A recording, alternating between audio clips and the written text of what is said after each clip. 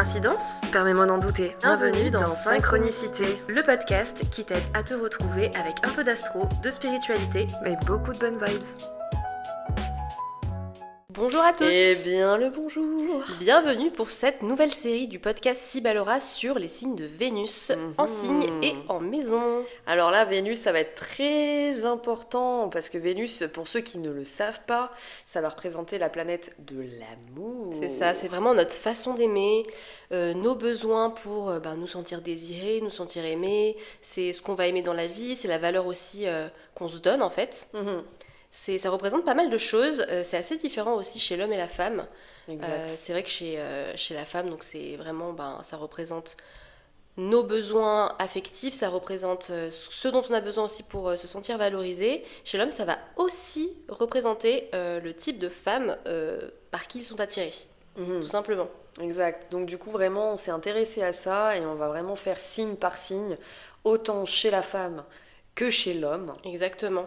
Et c'est vrai que chez l'homme, il y a une petite différence dans le sens où, en fait, donc ça va représenter le style de femme qui les attire, mais le signe lunaire, lui, il va vraiment représenter une énergie dont ils ont besoin pour créer une relation long terme et pour vraiment s'engager. Donc je vous invite vraiment à aller voir l'épisode sur les signes lunaires qu'on a fait, où on vous explique vraiment tout ça, tout ce dont un homme a besoin en fait selon sa lune. Exact.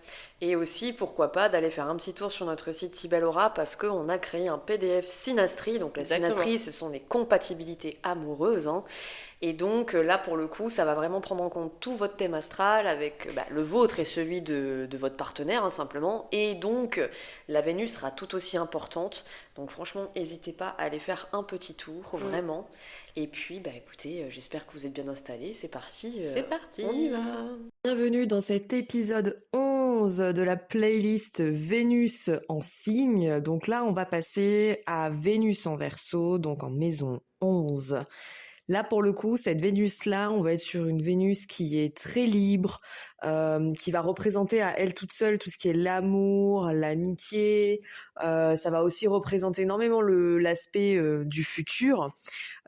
Pour le coup, cette Vénus-là, je dirais que c'est une Vénus, contrairement à certaines comme la Balance, le Cancer, le Scorpion, qui va être ce que j'appelle à la fois un peu comme le Gémeaux, qui va être très libre, mais également très intellectuel, mais surtout très imprévisible.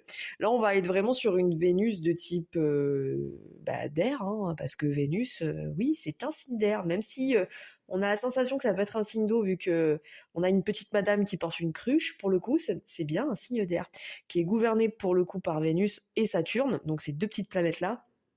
Donc on va être sur des personnes qui va aimer autant on va dire, avec sa propre vision de l'amour et autant dans quelque chose d'assez différent. En fait, c'est assez étonnant parce que c'est vrai que la Vénus en Verseau, c'est que ça va aimer surtout selon ses propres règles.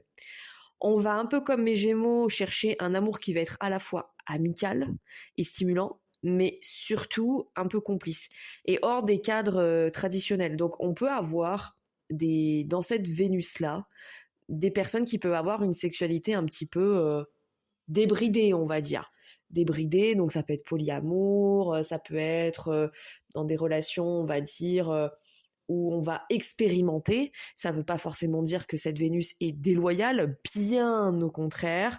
On est sur une Vénus qui est très loyale, mais qui a aussi besoin d'espace, de liberté et surtout se sentir en sécurité, mais surtout avoir une complicité un peu comme la Vénus en Gémeaux, c'est aussi un signe d'air, dans ses relations sentimentales. Ça va être une Vénus qui va détester de se sentir enfermée ou contrainte. Là, vraiment, c'est mort. Si vous avez une Vénus en Verseau, on ne pourra pas vous contraindre. Si jamais vous avez une personne qui essaye de vous maintenir, quelle que soit la façon d'essayer de vous maintenir, ce n'est absolument pas possible. Pour le coup, par contre, quand vous avez cette Vénus qui vous choisit, pour le coup, encore une fois, on revient à cette question de fidélité et de loyauté qui est, pour le coup, inébranlable à partir du moment où on respecte son individualité, pardon. Donc encore une fois, c'est une Vénus qui va aimer les relations qui va être un petit peu atypiques.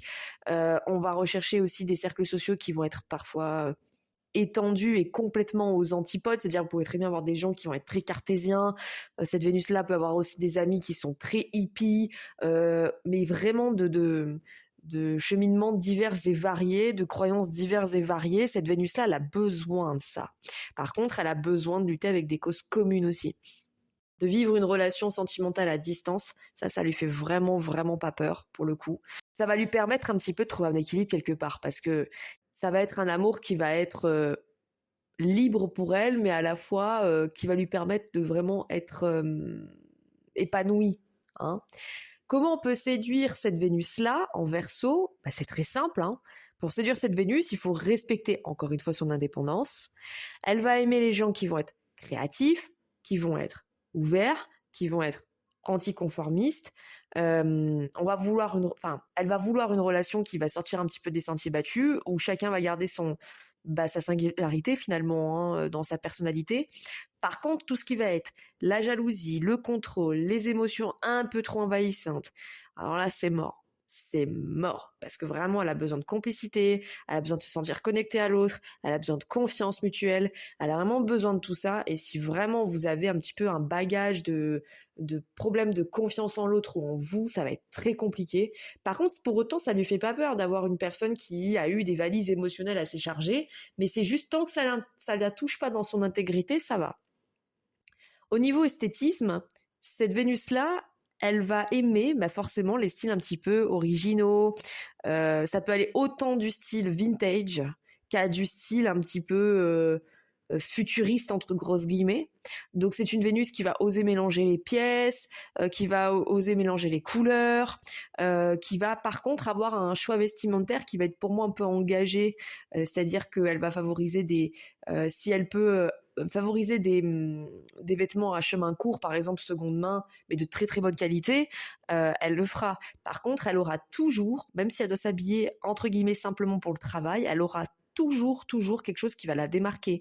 Souvent, les Vénus femmes qui ont leur Vénus en Verseau vont être très coquettes ou vont avoir un truc qui va les démarquer. Par exemple, un collier hyper coloré, des grosses bagues, des chaussettes dépareillées. Enfin, vous voyez, ça peut passer par tout et n'importe quoi, même quelque chose de discret, mais qui est original pour elle.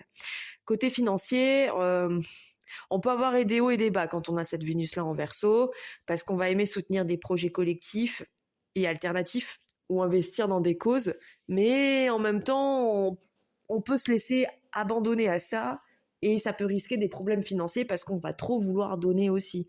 C'est pas une dépense qui va être inutile, mais disons que ça peut être vouloir trop donner pour une cause en oubliant l'essentiel pour elle-même. Vous voyez? C'est un petit peu ça. Par contre, chez l'homme, ça va vraiment se traduire d'une manière différente. La Vénus chez l'homme va être attirée par des femmes qui vont être libres et hyper inspirantes. Donc en gros, toutes les femmes qui vont être indépendantes, avec ce côté un petit peu décalé, original, qui pensent par elles-mêmes, qui les surprennent, qui vont être créatives. Alors ça, la Vénus Verseau chez l'homme, ça va énormément être attractif. Les nanas qui vont être trop la tête dans le guidon, mais qui vont être psychorigides, ou qui vont pas rigoler, ou qui vont pas prendre le second degré, qui vont pas comprendre ça, c'est mort. Vénus Verseau chez l'homme, vraiment, il lui faut ce côté pétillant, mais à la fois ce côté où il veut sentir une femme qui soit accomplie dans sa vie, qui a envie de tester plein de choses, qui est dynamique, qui est solaire, qui est...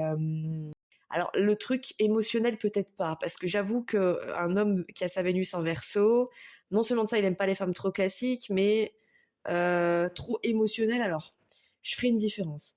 Contrairement à une femme qui a sa Vénus en Verseau, quelqu'un qui a un bagage émotionnel, ça lui fait pas peur. Par contre, un homme qui a sa Vénus en Verseau, c'est quelque chose qui peut un peu le faire flipper. Il faut qu'il ait une femme qui soit indépendante, qui soit sensible, bien sûr, mais il faut qu'elle soit quand même pas trop chargée émotionnellement parlant, parce que ça va le banner, hein, ça c'est sûr et certain. Donc il lui faut vraiment une partenaire qui, un peu comme sa muse en fait. Hein. C'est vraiment ça. Hein. L'homme a besoin d'une femme un peu comme sa muse, inspirante, qu'il en soit fier, qui lui apprenne plein de choses, tout ça, quoi. Si on devait représenter cette Vénus-là chez un homme, eh ben simplement Bob Marley. Hein. Bob Marley, un esprit très libre, très créatif, qui était...